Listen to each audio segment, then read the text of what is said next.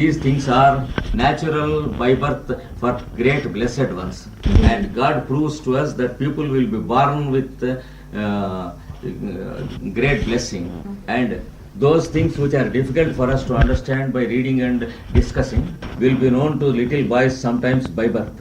So we should understand that this boy is great by birth.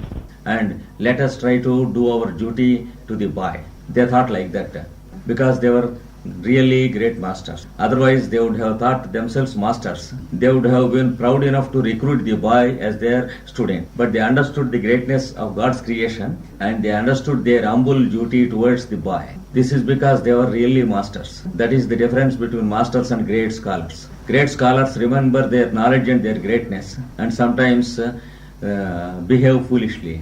The masters they remember that they are always servants of humanity, and by believing so they are living as our masters. If they think that they are masters, they will be servants. Because they are thinking they are our servants, they are real masters. So they thought that they had to do some humble service to the boy. They called the boy and said, "Don't you want to go and play with the boys in the evenings? Don't you have any friends?" He said, "I have friends of my age and daily I go and play with them. Only because I do not find people like you. Now that I am attending your discussion, I don't find any necessity to go and play anymore." Then the masters understood that the boy's experience was having nothing to do with his age, that the maturity of his age had nothing to do with the maturity of his consciousness. Then they said, "We will give you one mantra and you meditate it and you will inform us how you feel about the effect." There is one mantra. We are now giving you this mantra. This mantra is called the mantra of the pervasion of God in everyone. From now, when you see a person, you have to remember that it is one of the images of God.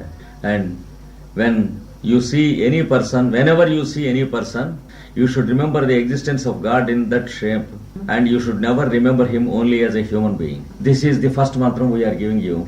Even inanimate, lifeless articles like tumblers and glasses or tables and chairs, when you see them, you should understand that the Lord is existing in the form of those articles, because there is nothing other than God that is existing anywhere. If you see a table, you should understand the table is made up of wood, and the name table is given by you. It is not true with the wood. And the name wood is given by you. It is not the name of the substance. It contains some dry cells of the tree. There is nothing like wood. You have given the name wood to the tree. Similarly, when you see the tree, understand the name tree is given by you and it is not there with the tree. Everything is made up of molecules and atoms. And the name molecules and atoms is given by you. It is not true with them. And the atoms are made up of great energy and consciousness. Energy and consciousness are names given by you. It is not there. What is there is only the existence of one being. That is what we call God. The name God is given by us. It is not there. It is something which cannot be named. Understand this and remember this, and remember the existence of the same God in everything. Whenever you see an article, remember that it is the shape of a God. If you see a human being, remember that it is another shape of God. If you see an animal, remember that it is another form of God. You see, you finish this work. When you find that you do not forget anything at any time, any moment, when this God consciousness becomes continuous in your mind, then tell me. The boy took the mantra from them and started to practice. Within 48 hours, he could get at the continuity of consciousness. And he could remember God, the existence of God in everything around himself. Sometimes for others it takes some not less than 20 years. But at the same time you have to remember that God is talking through them. When you are talking to them, you can remember your own conversations with them, but also remember your conversations with God through them. And it is very difficult. The first mantra is easy. The second mantra is very difficult. This is because we are having many combustible gas cylinders in our mental consciousness. There are many inflammable gases with us, kept in cylinders and placed in our mind, just as hundreds of cylinders, gas cylinders are placed in a big truck. And whenever a person lights a match, there may be an explosion with us. And it is not because of the match, but it is because of the gas with us. Because when you are talking to others, if somebody irritates you, you will grow irritable and you think that the other fellow irritated you. It is not true. The other fellow has lit a match only, whereas irritability exists with you as inflammable gas. Similarly, whenever you feel jealous of anyone, remember that the inflammable gas of jealousy exists with you and the other fellow only he has lit a match. Same thing with hatred, sorrow, fear and suspicion, fault finding faults of others and being critical about others. All these things occur because we are having the dirty gases in our cylinders. But we think that the world is at fault with us. Now when you are speaking to others, you can remember that God is speaking through them as long as they are speaking good about you. If you say that Krishnamacharya, your lecture is very good, in fact you explain many things very beautifully, then it is very easy for me to see God in you, because the God in you is flattering me. But when once you say what you talk is nonsense, then the God in you will disappear suddenly and you will appear speaking something bad of me. The moment you speak something against me, immediately the God in you disappears. What I see is only your face. Because I see an enemy in you and I am irritated about you. Therefore, my boy, it is very, very difficult to see God in this second mantra, unless all the gas in all the dirty cylinders is leaked out. Saying so, they said, you practice this mantra. And also they said, it is not possible for anyone to practice this mantra independently. Success is possible only in the presence of people who have already achieved success in this mantra. Unless you have their presence, you cannot have success in this. Just as an iron piece can be made a magnet with the help of a piece which is already become a magnet. In the presence of an already magnetized iron piece, ordinary iron pieces behave as magnets. So, in the presence of God-realized people, we begin to feel the God presence, and then we can get success in this second mantra. Independently trying, nobody can get any success of this mantra. So you practice this, he said. The boy began to practice the mantra, and after 2 or 3 days, they asked him, how is your mother? The poor widow who has only one son. She had no interest in anything in life except this boy. She was living because this boy was to be brought up. They asked him how your mother was. He said, my mother is having very great affection for me. They asked him, is it love? He said, yes. Then they said, if it were to be real love, then she would have seen God in you, not a son. So such a thing is not called love, but it is only emotion and possessive nature. What a mother feels towards her child in the world is love polluted with emotion. What a husband feels towards his wife, what a wife feels towards her husband is great love polluted with emotion. It is very, very difficult to get love distilled from the impurity of emotion. Now, what your mother is having towards you is great love towards you, which is impure with emotion. So it is only a bondage and not love. And now you are expected to practice detachment. You have to cut off from your mother. And are you ready? You have to go away from your mother. Are you ready? I have already submitted myself to you and I have nothing to say against you, and there is nothing in my mind except the Lord who speaks in your form. Then they asked him, are you ready to leave off your mother and go away? And he said, whatever you say, I obey. Then they smiled and explained him, my boy, foolish fellows think that it is detachment, and if you leave your mother and go away, she will have a broken heart and she will die, because she is having great emotional bondages with you. It is you who have to practice detachment and not your mother. It is your bondages that are to be cut, and it is not the bondages of your mother. You have no right to touch the affections or sentiments of others. So, your mother is responsible for her affections and bondages, and she is responsible for her liberation. You are in no way responsible for her liberation. And when you are to practice detachment, you have to cut off your bondages with your mother. And sometimes fools go away from their family. They leave their people and go into the forests or monasteries or retreats, and they are foolish enough to call it detachment. It is not detachment, but it is abandoning and betraying. Abandoning is physical, detachment is mental. Understand the difference between abandonment and detachment. Detachment is divine, and abandoning is a devilish act. Therefore, you understand the difference between the two. And when you have real detachment from your mother, you have no business to leave her and go away. Because are you going away from others?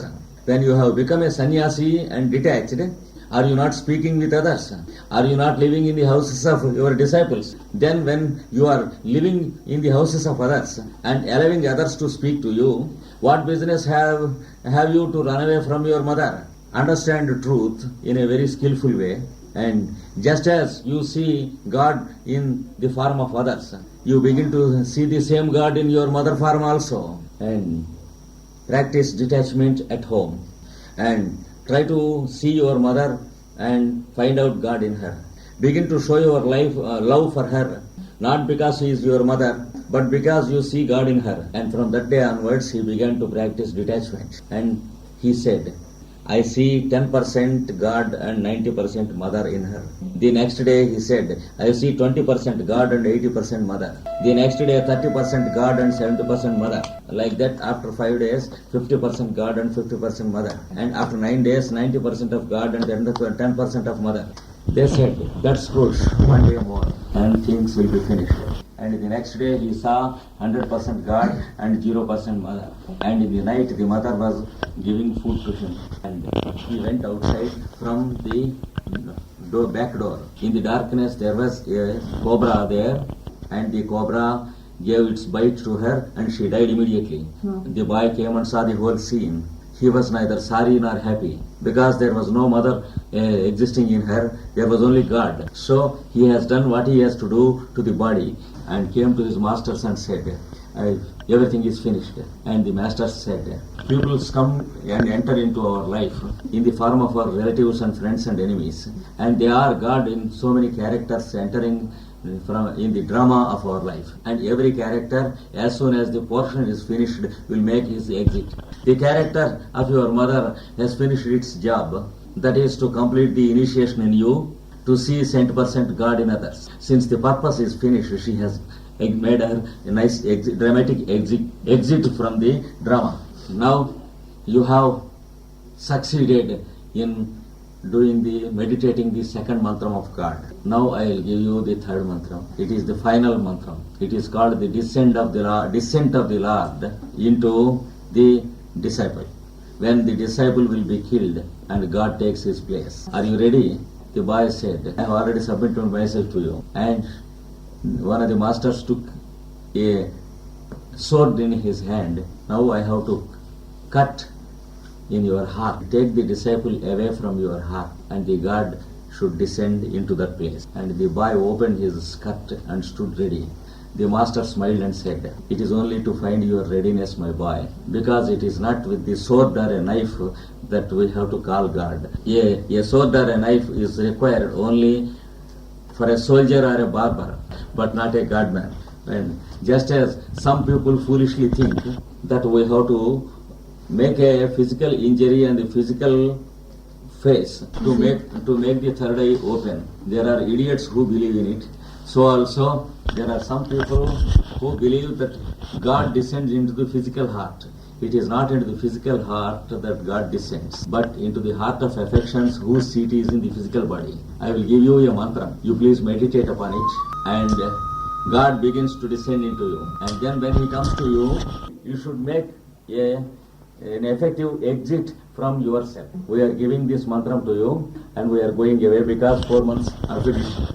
And saying so, they went away. And he was not sorry because he was not sorry for their departure, but because it was the God who came and who went, and they were not persons. He never felt sorry because God never came and never went.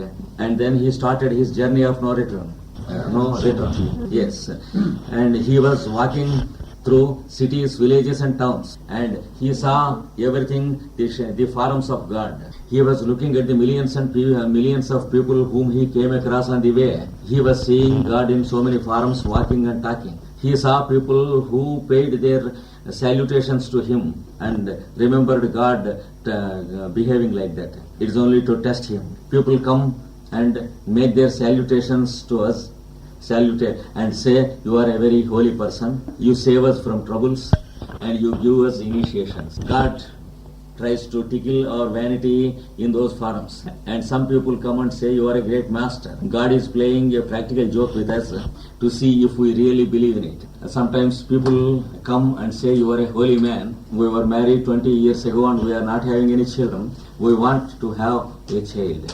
And the person gives some holy water or some holy ash, and within 13 months they will have a son. It is only to test as God comes in such forms and see if we really believe that the boy was born with our holy water or holy ash. If we really believe like that, God jokes at us and he smiles on our face. Next time 10 people come to us who are not having children, and they request for holy water and holy ash. Next time 100 people come to us. Next time 1,000 people come to us, and we have to organize a big queue and issue tickets at the rate of 1,000 francs a person for a sacred ash. And we have to prepare small capsules to be filled up with holy water and holy ash, and for the benefit of the world we begin to advertise them in the spiritual newspapers. So God plays tricks like this upon us, and when we really deceive ourselves and believe that it is true, God makes a fool of us. But the fact is that they got a child after 13 months, not because of our holy water or holy ash, but the fact is they approached us 13 months before they got a child. That is the trick God plays with us.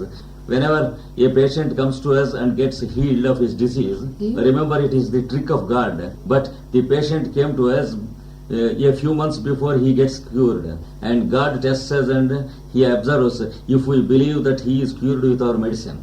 This is the truth. So people who were offering salutations to the boy were worshipped by the boy as the forms of the Lord, and some people were criticizing him that he was a cheat who is deceiving the world, and he saw them as the forms of God testing him. So he could see this God in many thousands of forms, and he crossed the many cities and towns and villages and entered into the forest. He saw the Lord in the forms of the many trees and the elephants and the cobras and the tigers. They never harmed him because he had no idea of harming anything. He walked and reached the summits of the Himalayas, and then he stood before a big plain on the cliff of the mountains. There was a big forest of bamboo trees, and insects made holes in the bamboos, and air was rushing into the bamboos through the valley, playing many thousands of whistles in good music. He could understand the God, how he placed music in everyone, how the air blows into the holes of the bamboos, how with the same pressure it comes out, how the whistles are manifested through the holes, whistles. And then he could understand how air is breathed through our nostrils by God, and how we receive our respiration, and how the same pressure takes out the breath from our nostrils, how we breathe out, how our inhalation and exhalation take place by the breath of God, because it is said in the sacred language of the scriptures that God breathed life through the nostrils of man. That is what is given in the first 2 pages of the Old Testament. We sometimes think that it is a poetry or imagination because we are fools not to understand the scriptures. But when we really understand the words of the scriptures, we can observe something in nature, just as the boy could observe the bamboos whistling, and we can also understand how the respiration is made by God, and then how our voice is produced, then how we are speaking and conducting conversations with each other. the boy could understand all these things and walked through the bamboo forest. He stood under a big tree and started meditating the Lord with the third mantra. Then gradually all the impurities of his subtler vehicles were purified, and he went into the ecstasies of God consciousness, and God began to descend into him as God consciousness, and his man consciousness began to disappear, just as we discussed in the morning lecture, just as how we forget going to catch the railway train when we were in music. Similarly, the boy began to vacate the seat of his heart, and God began to descend into him. When the process was halfway, and the boy suddenly felt something strange, because it was not experienced before. Then immediately he thought in the mind, "You God, you come into my heart and do not go away once again. Take a seat, stable seat in my heart." When he thought like this, immediately the Lord disappeared, and once again he filled his own heart. He was surprised to see that God disappeared. He was very sorry, and he searched and searched for God once again in his mind. With great emotion he walked four corners of the earth, and he wept for God. After some time he got fatigued, and he went into a deep coma-like state. And then God appeared to him and said, "This is not time for me to come into you. I do not come and descend into the hearts of people who have desires. Only when all the desires are empty, I come and take a seat in the heart. When I am making my descent into your heart, you desired that I should be stable in your heart. When you have a desire, I make a disappearance. Because the moment you think the moment you think for yourself, your thought will be present and I will be absent. When your thought is present, you are present and I am absent. Only when your presence is forgotten by you, my presence will be there in you. The desire in you is not completely washed off. When I am myself giving my presence to you, you began to desire. Because you began to desire, your mind was there once again in your heart. When your mind is there, you are there. When you are there, I cannot be there. How can another person sit in a chair when one person is already sitting? Unless you get up from the chair and offer it to me, how can I, a poor guest, can sit down? This is not the time. You have to wait. Wait until you drop off this physical body, and I will give you a better and pure one. And then don't forget me. Remember me throughout, then I will give you my presence completely." Saying so, the God's voice disappeared. The person came out of coma and was surprised to see everything. He could understand that because of his desire nature in him, he could not contain God. Then he waited for his death, and suddenly death came to his body. He was surprised to see that he was still living when his body was dead, because that is a scientific fact with all those who have no fear of death. It is because of our ignorance of death and fear of death that we go into unconsciousness during the time of death. And if we have no fear of death, and if we are not death conscious, then our physical body will drop off and we will never die. Not only that, we will remember and we will know that we will never die. Like the string through the perils in a garland, we will witness many thousands of bodies coming and going to us, but the perils are maintained with the help of the string. Similarly, the bodies are every time galvanized by our presence. We are the continuity of consciousness in the bodies, and the bodies do not make us. That is what he could understand, and he remembered God continuously even after dropping the physical body. And in his next birth, he was born with full God presence, and God descended in him, and he became one of the first batch of masters to the earth, to the humanity of this earth. And he had many disciples of him who are real masters today. This is how the masters know the plan of the humanity. This is how they give us discipleship and recruit us into their ashram.